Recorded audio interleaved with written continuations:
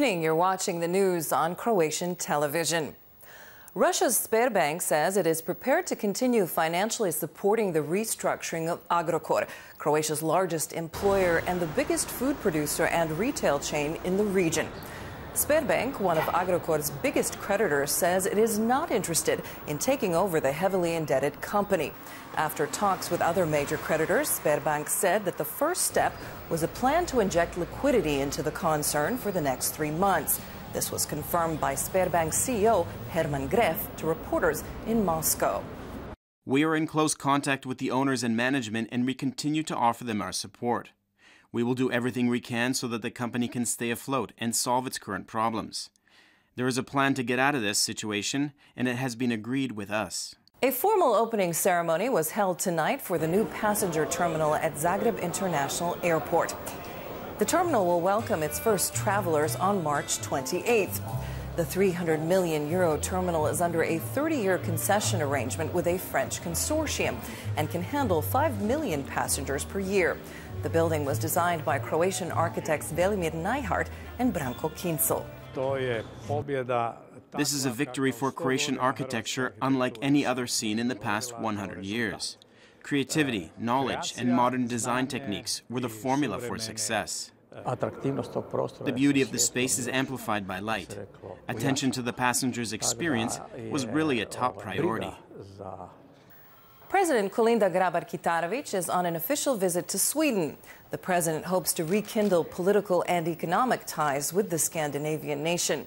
She was received by King Carl Gustaf and Queen Sylvia this afternoon. Later, the president talked with Prime Minister Stefan Löfven about the future of the EU, migration, cooperation in Southeast Europe, and bilateral trade. There are so many other areas where we can continue to cooperate, certainly in construction, in IT technologies, in innovation, which will be a very important part of my visit here, focusing on innovation technologies and on science and technology and investment into those sectors. We welcome the presence of your companies in Croatia. In our talks, we discussed many foreign and security challenges that we are facing. We talked about a worrying development in southeastern Europe, a region where Croatia is an important actor, and we agree that the EU could and should play a bigger role in the region. Croatia and Israel have signed a memorandum on defense that will deepen military ties between the two countries. Defense Minister Damir Krstičević is on an official visit to Israel, where he talked with his Israeli counterpart, Avigdor Lieberman, about defense. They also touched on the future of Croatia's Air Force. Croatia is looking to modernize its dated fleet of military fighter jets. There has been talk of Croatia purchasing used and refurbished Israeli F-16s as a possible option. We're ready to share all our knowledge and experience with our friends in Zagreb. We have an opportunity to equip and modernize. I think this is a good step in strengthening our military and developing new skills that will help us stand together with our partners in dealing with the threats and risks we face today. U.S. Secretary of State Rex Tillerson will skip a meeting of NATO foreign ministers in Brussels early next month and is planning a trip to Russia later in April, Reuters reported exclusively. Tillerson will stay home for an important visit by China's president. The State Department said Tillerson would meet on Wednesday with the foreign ministers of 26 NATO members, all but Croatia, in Washington. Croatia's foreign ministry has denied the report and said Foreign Minister Davor Ivo Stier will be attending. Appeal hearings for former Bosnian Croat leaders continue at the UN War Crimes Tribunal in The Hague. In 2013, the 6 men received prison sentences ranging from 10 to 25 years for war crimes committed in Bosnia and Herzegovina. Former Bosnian Croat Defense Minister Bruno Stojic presented his appeal today. His lawyers focused on the judge's conclusion that their client had been part of a joint criminal enterprise. Whether or not the joint criminal enterprise in this case, the massive, extensive, far-reaching joint criminal enterprise, can be proved and has been proved by way of a properly reasoned decision based upon inferences from circumstantial evidence, because there's no direct evidence of a joint criminal enterprise. It is inferences woven together.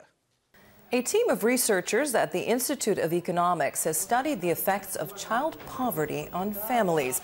The researchers, led by British sociologist Paul Stubbs, found that every fifth child under the age of 18 in Croatia was living in long-term poverty.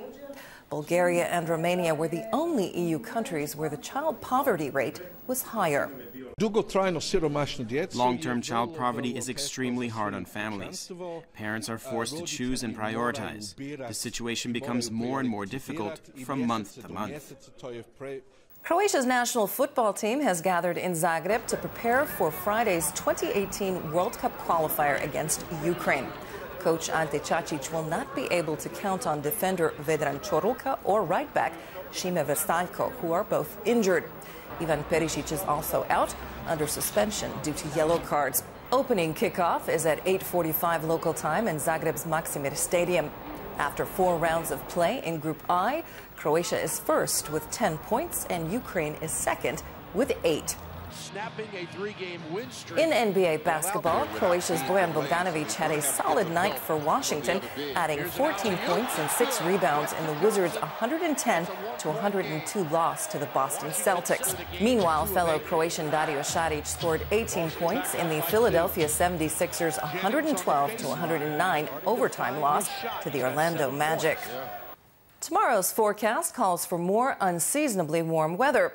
The west can expect partly sunny skies with a chance of some light rain, primarily in Istria and around Rijeka and Zadar.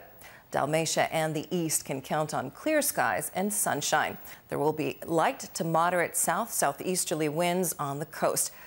Morning lows will range mostly from 5 to 9 degrees. It will be slightly cooler in Lika, while the west can count on lows of 9 to 13 degrees. The day's highs will be between 18 and 23 degrees for most of Croatia and between 14 and 17 degrees in the cloudier sections of the west.